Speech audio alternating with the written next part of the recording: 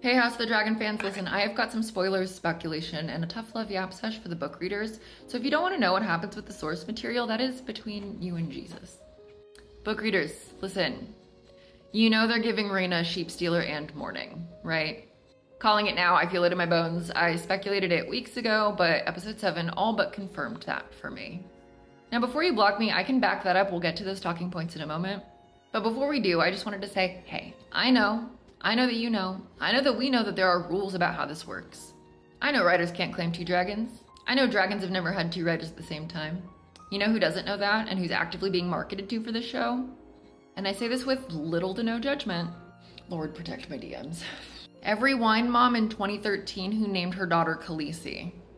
We know at this point that the writers are telling a very different story that's been the source of like 95% of our criticisms. We know they've got to hit that mass market appeal. Not only have the writers taken the theme of Targaryen exceptionalism, driven a huge gender wedge between it, and turned it all the way up to actually Targaryen women are exceptional, they've made Rhaena the complete underdog.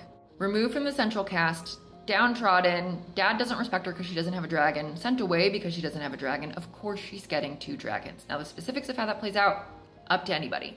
Now, ever since the writers told Alyssa Farman to go kick rocks, this screenshot has been getting passed around, and every so often somebody will ask, hey, who is that 4th egg? These are Dany's eggs. What is the 4th one? Well, that is Morning, who's going to hatch at the end of the war doing her Targaryen PR job. And we know that Rhaena and Nettles are getting mashed up, and that Rhaena is claiming Sheepstealer. It doesn't strike you as kind of funny that none of the characters in the central cast that knew Laenor so much as outwardly suspected that, hey, maybe he's dead? Like, that would have been their moment to sprinkle in a little bit of dragon lore. But the best we got is maybe he's lonely? Unfortunately, the writers haven't done anything close to touch on the nature and dynamics of relationships with dragons and writers in the book in a way that, like, we understand, but what they have given us was Rhaenyra saying that you have to be a dragon lord to ride. And Jace immediately said, maybe. Kind of sounds like propaganda to me. And if you're still not convinced, episode 7 had everybody asking, hey, exactly how is Rhaenyra able to not only command, but physically touch Vermithor while being bonded to Syrax? They're setting a precedent here. The amount of people that I've seen and be like, oh, Rhaenyra's just a dragon queen.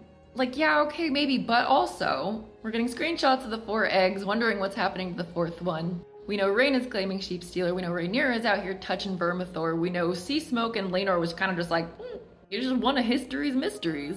Instead of upending the myth of Targaryen exceptionalism, they are going to double down hard. They're gonna say, not only are Targaryen women exceptional, they get 2 dragons, because why not? And honestly, like, if a character deserves it, it is Rhaena. They have, fully established that. My girl, I feel for her. But in 5 years, when people are arguing about this on Reddit, send them this video and just tag me, because I love nothing more than having my I told you so moment. Sorry to everyone.